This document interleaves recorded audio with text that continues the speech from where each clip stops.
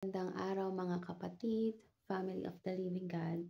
So today, meron akong video na ginawa and it's based on the inspiration ng preacher dito sa Germany. His name is Daniel Exler, okay?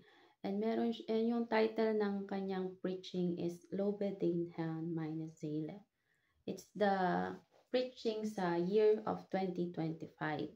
And para sa akin, tumatak siya at gusto ko siyang i-share sa inyo kasi malaki yung impact niya kapag i-apply natin siya sa everyday life natin. Lalo na this year 2025. Okay? So, Tagalog tong inano ko sa Psalm 103. Okay? Psalm 103. Si Yahweh ay papurihan o aking kaluluwa, at lahat ng nasa akin magsipagpuri sa Kanya.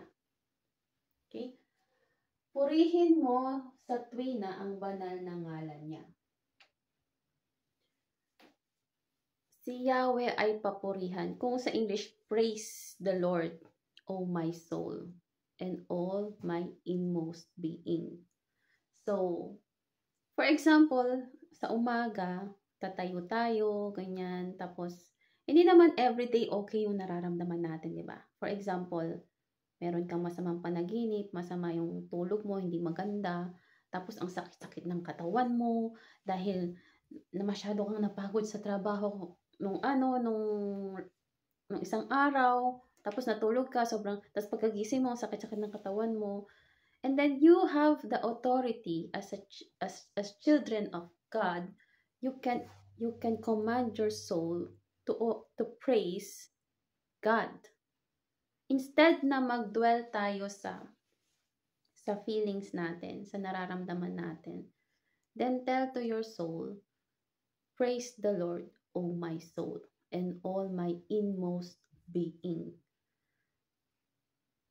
Yung inmost being mo, for example, irritable ka, alam mo yun, pati yung irritation mo, pati yung sakit-sakitan mo sa katawan mo, pati yung galit sa puso mo, sabihin mo sa soul mo, praise the Lord, O my soul, and all my inmost being, pati yung pinaka-deep dyan na nararamdaman mo, you have to say to your soul, you have to command your soul na mag-praise and worship tayo sa Panginoon.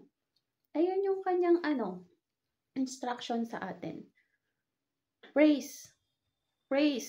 Papurihan natin si Yahweh. Papurihan natin si God. Sabihin natin sa kaluluwa natin. Kasi tayong mga tao, we are made of soul, spirit, and yung flesh. Okay? Yung soul natin, nandyan yung feelings natin, nandyan yung thoughts natin, ayan. So, sasabihin natin sa soul natin, bali yung spirit, dapat mangibabaw yung spirit sa ating soul. Sasabihin ng spirit, dapat, spirit from God. Okay? Spirit natin, tsaka si God. Sabihin, praise God, O my soul, and all my inmost being. Okay? So, yun pa lang. For example, gagawin mo yun, everyday mong gagawin yun. Okay? Everyday mong gagawin yun. Sa tingin mo, ano yung mag-change sa buhay mo? Mababago yung perspective mo sa life mo. Okay? Kasi, ang sabi diyan ayan yung katotohanan eh. Ayan yung katotohanan. Si Yahweh ay papurihan o aking kaluluwa, at lahat ng nasa akin magsipagpuri sa Kanya. Ang lahat ng nasa akin, puso ko, katawan ko, emotion ko, lahat ng nararamdaman ko, kailangan papurihan natin ang ating Panginoon. Okay? Purihin mo sa tuwina ang banal na ngalan niya. Next na verse. Si Yahweh ay papurihan o aking kaluluwa, at huwag mong kaligtaan mabubuti na niyang gawa. So don't forget, okay, praise the Lord, O my soul, and don't forget all what He has done for us, what good things He has done for us. lahat ng ginawa niyang kabutihan. Lahat ng ginawa niyang kabutihan. So, tayong mga tao, yung iba sinasabi, yung karamihan, makakalimutin daw tayo. Kahit man ako, sinasabi ko dati na makakalimutin ako. Pero, binrake ko na siya kasi I have the authority to say that I should not forget what God did for me. So, ano ba yung mga ginawa ng kabutihan ng Diyos sa atin? Last year pa lang, ano yung ginawa niya sa atin? Kahapon lang, ano yung ginawa niya sa atin? Maayos yung family natin, ma-healthy tayo, nakakapagtrabaho tayo, buo yung pamilya natin, okay? Merong miracles, may new opportunities, merong malago yung business, ano pa, masaya ka, buhay ka, ano pa, ang dami. Kung i-count mo yung blessings natin, don't forget all His good deeds na ginawa niya sa atin. Pero, ngayon kasi, kung titingnan natin sa atin, parang baligtad. Parang, masakit katawan ko, meron akong ganitong problema, kulang yung allowance ko, or nagtatalo kami ng asawa ko, or ganito ang sama-sama sinabi ng boss sa akin, tapos inaaway nila ako lahat, ganyan. Pagtapos, yung mga kaibigan ko, ganito yung sinasabi, ganyan, and then, nakakalimutan natin yung good things.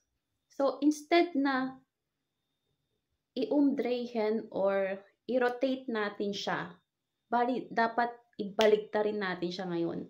Dapat yung iisipin natin, do not forget all the good things.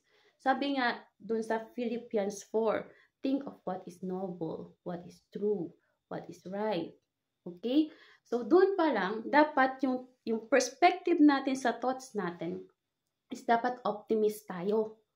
Kasi, normally, ako, kahinaan ko rin yan minsan sa gedangken ko or sa thoughts ko, na may mga negative thoughts dyan. Ang sabi sa Ephesians 6 na, do not forget the helmet of salvation. Bakit helmet of salvation? Kasi kapag walang helmet yung gedangken natin, tatargetin ni Satan yan. Tatargetin niya yung mga negative thoughts. Magbobombard din ng negative thoughts. Okay? But, let's try again. Command our soul not to forget all the good things. Instead of negative things, be more of the positive things. Think of the positive things. Okay? So, next.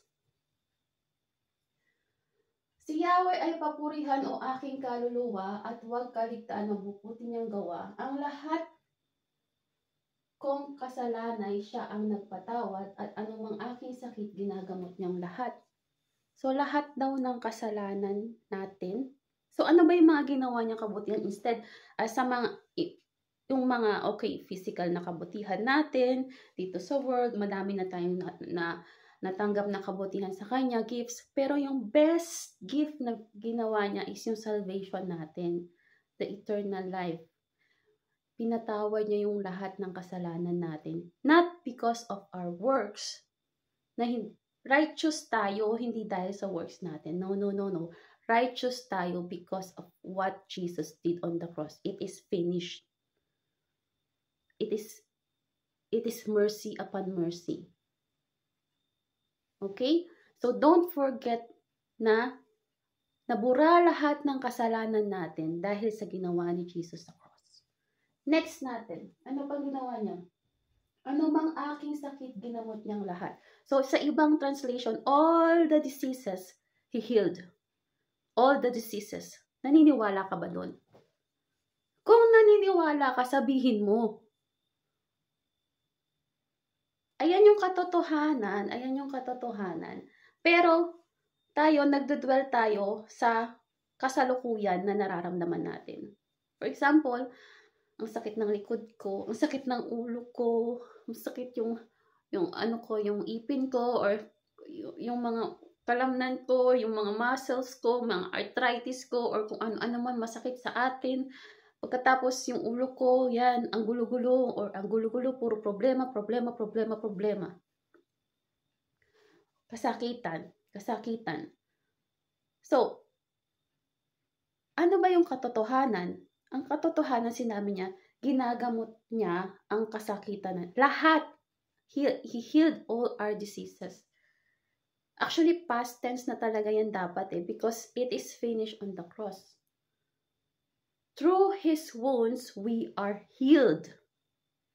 Through His wounds, sa Isaiah, He took all the pains, He took all the sufferings, He took all the punishment so that we will have peace. And through His wounds, we are healed.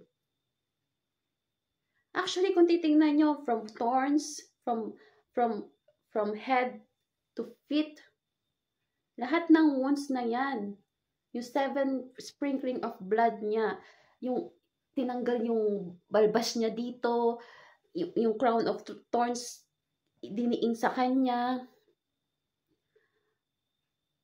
Lahat ng kasakitan, actually, yung katotohanan, yung normality, inalis niya, hinil niya na. So, tayong mga naniniwala kay Kristo, mostly yung mga tao, lalo na yung mga ibang religion, wala naman ako sinasabi na yung religion yung magpapasave sa inyo, okay? Pero nagdudwell lang tayo sa salvation of sins. But the whole work of the cross, it includes the salvation and healing of our spirit, soul, and body. Kabuuan po yan. Because we are the temple of God, of the Holy Spirit, this body, I am bought with the blood of Christ. I am not bought kung ano mang pera meron dyan. Okay? And this is not, I don't belong for myself. I belong to Jesus. Ibig sabihin, tong body na to, na bebelong kay Kristo, sino yung Teufel na yan? Sino yung Satanas na yan na magbibigay ng kasakitan sa akin? No, no, no, no. Ang sabi sa Revelation 1:5, we are His holy nation. So, tayo ay kanyang eigentum. Tayo ay kanyang pangangalaga. Nasa pangangalaga niya tayo. Kung nabebelong tayo sa kanya, kung hindi tayo kay Teufel, ibig sabihin, hindi normal na may sakit tayo dapat. Ang normality sa world, abnormality sa kingdom ni God. Ang akala ng tao, normal sa kanilang may sakit sila, umiinom sila ng gamot. No, no, no, no. Hindi po normal yon. Kasi ang normal sa kingdom ni God, walang death, walang sakit, walang sickness, walang sufferings, yan. Normal yan kasi it is finished, it is done sa cross. So you have, as a children of God, you need to know, dapat biboost ka sa identity mo, sa identity natin. So we have to unterordnen, dapat mag-humble down tayo kay God, and then we rebuke devil, and the devil will flee. So you devil, you sickness, you pain, you don't belong in this body because this body was bought of the blood of the Christ and I belong to Jesus. You need to flee right now in Jesus' name. You know, you have the authority in the name of Jesus. Everything is possible for those who believe. So, sino ka? Kung naniniwala ka, you have to say it. Hindi yung magdudwell tayo sa kasakitan natin. Ganyan. Okay, naging ka na, preacher ng kasalukuyan. O mas magusto mo maging preacher ni God, preacher ng katotohanan. Ano ba yung katotohanan? Through His wounds, we are healed. All the pains, katotohanan yan because God's words does not lie. Katotohanan yan. All the pains, all the sufferings, He took it on the cross. Kaya tayo pag nagko-communion, kaya mostly yung mga believers, they have sickness because they don't know the full work of the cross. So, balik tayo dito. Ang lahat ng kasalanan siya ay nagpatawad at anumang aking sakit ginagagamot niyang lahat. Sa bingit ng kamatayan ako ay nililigtas at pinagpapala ako sa pag-ibig niyang habag. Sa bingit ng kamatayan. Kung sa ibang translation, the pit, okay, yung pit or yung grube sa Deutsch, parang kay Daniel, the lion's pit. So, may times na sa buhay natin na mag-isa tayo. Mapupunta tayo sa isang bingit ng kamatayan. Hindi siya, sometimes hindi siya bingit na kamatayan na physical talaga, but spiritual na difficulties, ganyan. Okay? Because lion also is like, Satan is like a roaring lion. And he looks for ones who he can devour. Okay? So, may times na kung mag-isa ka, lalo na kung wala kang fellowship sa brothers and sisters mo. Kapag yung isang tupa na wala sa mga kasamahan niya, darating yung mga wolves. Okay? Isa pa yon, isa pa yung gifar, isa pa yun sa danger kapag mag-isa tayo. Kaya don't leave the fellowship of your brothers and your sisters. Okay, importante po 'yun. So kahit na nasa bingit ka ng kamatayan or nasa pit ka ng lion's den, katulad ni Daniel, dapat you are fully armored. Dapat alam mo yung katotohanan na iniligtas ka ng Panginoon. Darating si Jesus para iligtas ka sa pit na yan. So once na kinuha ka ni Jesus, you are already out of that pit. Then we have to celebrate. That is the truth. Kung hindi ka magfo-fall sa faith mo, ayan yung truth, niligtas ka niya na sa pit of death. Ayan. Sa bingit ng kamatayan, pinagpala ako sa pag-ibig niyang habag. Ayan yung bingit ng kamatayan. Usually, ayan yung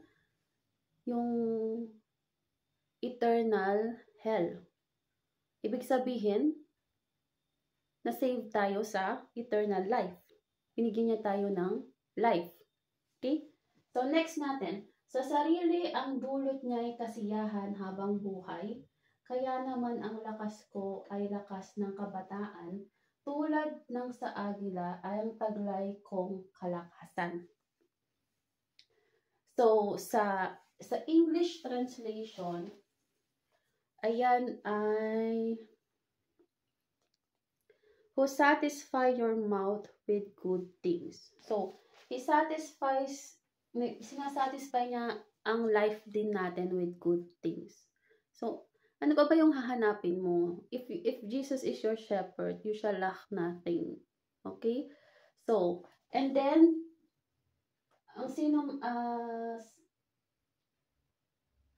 ang lakas ng kabataan katulad ng sa agila ay taglay niyang kalakasan. So, yung lakas natin, katulad ng agila.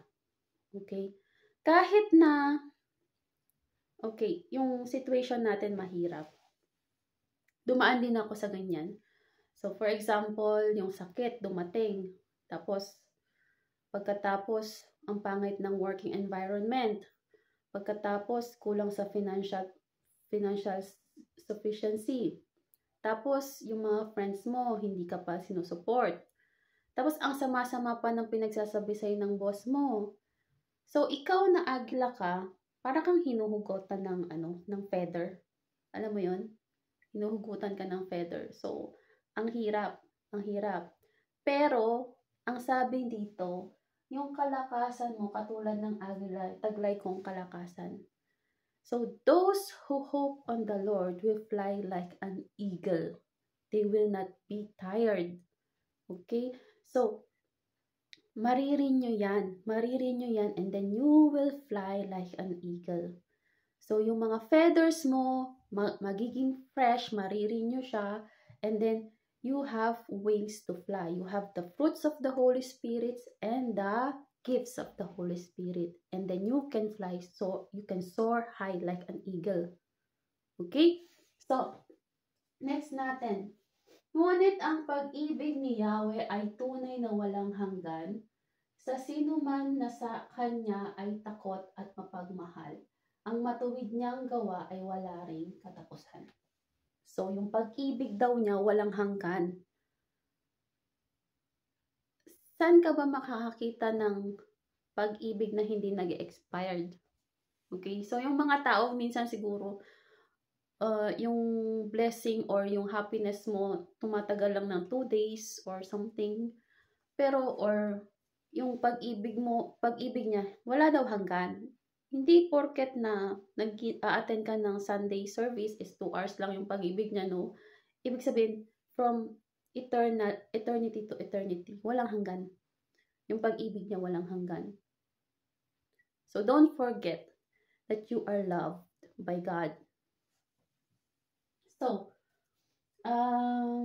at ang matatamo nito ang tapat na kasunduan, ang tapat na sumusunod sa bigay niyang kautusan.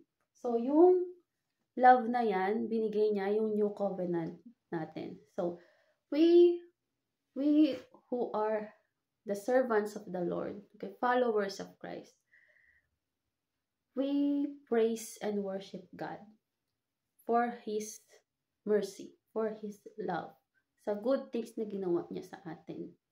Okay?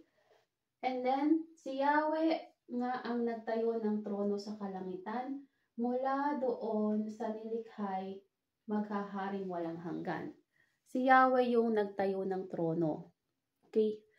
So, kung yung natin, government natin, for example, sa Philippines, magulo, ganyan-ganyan, huwag tayong masyadong mag-worry kung sino pa man yung nakaupo dyan. Pero, we, as a citizen dito pa sa mundong na to, pero yung right citizen talaga natin sa heaven, we can pray sa mga righteous leaders na mag-dominate, okay? Pero ang nakalagay dyan kasi, Jesus is the King of Kings and God is sitting on His throne. Jesus is sitting on His right hand. Okay. Tapos, yung buong kaharian niya, yung nakasit sa trono niya yan, is si Jesus. So, tayong mga children of God, kahit magulo pa yung regirong na yan, or yung government na yan, alam natin kung sino yung nasa trono. So, we don't have to worry.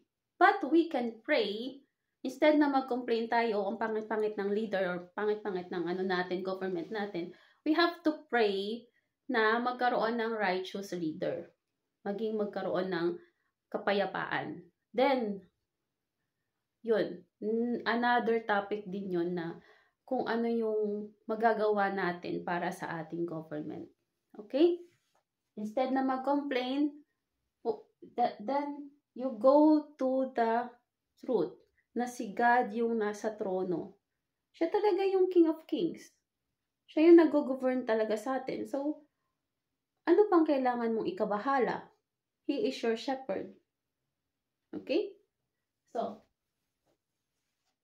next natin, purihin nyo si Yahweh, kayong mga anghel ng Diyos, kayong mga nakikinig, at sa Kanya'y sumusunod. Even the angels sa heaven, they are praising and worshiping God. So, tayo nandito, tayong mga tagasunod niya, hindi lang yung anghel, okay? Tayo rin, follower ni Christ, we praise and worship Him. So together, nag-work yung unsichtbar, yung hindi nakikita, which is yung invisible heaven, okay, invisible, and tayong mga nasa visible, nasa world, we will work together. We will worship and praise God. So, as in heaven, so in the earth also. So, we will praise and worship God, the angels and we, the children of God. Okay? So, si Yahweh nga ang purihin ng buong sangkalangitan. Kayong mga lingkod niyang masunurin kailanman. So, tayong mga nagpa-follow kay Christ, pupurihin daw natin yung kalangitan, pupurihin natin yung si God at saka si Jesus. So, Purihin niyo siya, kayong lahat na nilalang, sa lahat ng mga dakong naghahari ang may kapal. O aking kaluluwa, si Yahweh ay papurihan. So, please guys, malaking impact yung gagawin nyo. For example, again, hindi natin maiiwasan yung difficult situation dito sa world because we are still on the world. It's a fallen world. Okay? But then we are the light of this world because nandito si Christ sa atin. We are the salt of this world because nandito si Christ sa atin. Nandito yung Holy Spirit. Ngayon, we have the authority as a children of God to command our soul. Kung ano yung nararamdaman natin. Praise and worship God. Praise and worship God. Ngayon yung katawan natin hindi pa sumusunod kasi nga parang ang tigas-tigas ng ulo ng flesh natin. Alam mo yun? Ang sakit-sakit ng ganyan. Kahit sabihin ko again, repeat it again. Praise and worship God. All my inmost being. Repeat, repeat, repeat, repeat. Until mag-work na siya. Until magkaroon ka ng faith. Because faith comes from hearing and hearing the words of God. Okay? So, kung wala kang faith, alam mo, konti lang yung faith mo. Faith comes from hearing. E di ibig sabihin, you speak it out and then you hear and then you put it on your heart. Until mag-level up yung faith natin. Okay? So, I hope na maging blessed kayo. Okay? Ma-blessed kayo. At do not forget, okay? We have the hope. Do not lose the hope. Kapag nawala yung hope, ayan, may depression, may sickness, tapos yung iba magsusuicide pa. Yung hope natin na kay Christ. So, yung anchor na yan, don't let it go. So, kapag mayroong pumuntang mga waves na yan, dapat may anchor ka pa rin. Okay? Siyempre, yung hope na yan, may kaakibat na faith. Yung faith natin, ayan yung nasa present. Yung hope natin, ano siya, future. I hope that ganyan-ganyan. Na gagaling ako. Pero yung faith ko, it will be done according to your faith. It will be done according to your faith. So, okay, maganda magkaroon ka ng hope, pero ano yung faith mo sa kasalukuyan ngayon? Katulad ng sinasabi ko, do not forget all what He did. He forgave all your sin. He forgave all your sin and healed all your diseases. All the diseases. Kahit pa yan, sipon, sakit ng ulo, cancer. Ibig sabihin ng all. Naniniwala ka ba? Ang tanong doon. Doon na magpe-play yung faith natin. Ang tanong, may faith ka ba? Kung wala kang faith, anong dapat mong gawin? Faith comes from hearing and hearing the words of God. You're hearing the words of Christ. Then read it aloud. Mas maganda because you will hear and then it will be sown into our heart. And then, auf einmal, in einem Nu, in just one moment, magkakaroon ka ng big faith. And then in that moment, you know that you are healed. Okay, sa kasalukuyan, marami tayong mga nararamdaman, pero yung katotohanan pa rin yung mananaig. Yung katotohanan yun nandun sa Bible. Yung katotohanan na binili ka na ni God sa kanyang blood at ikaw ay hindi ka na nabibilang kay Teufel or kay Satan. Nabibilang ka na sa kanya. Ibig sabihin, walang karapatan yung kalaban sa'yo. Wala siyang karapatan dyan. Meron kang power. Kasi nandyan yung Holy Spirit. He that is in you, Jesus, the Holy Spirit, is greater than the world.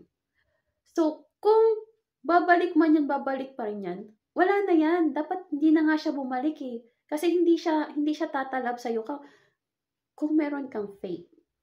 Kung meron tayong faith. So, actually, in this past months, okay, meron akong fight ng faith ko. Okay?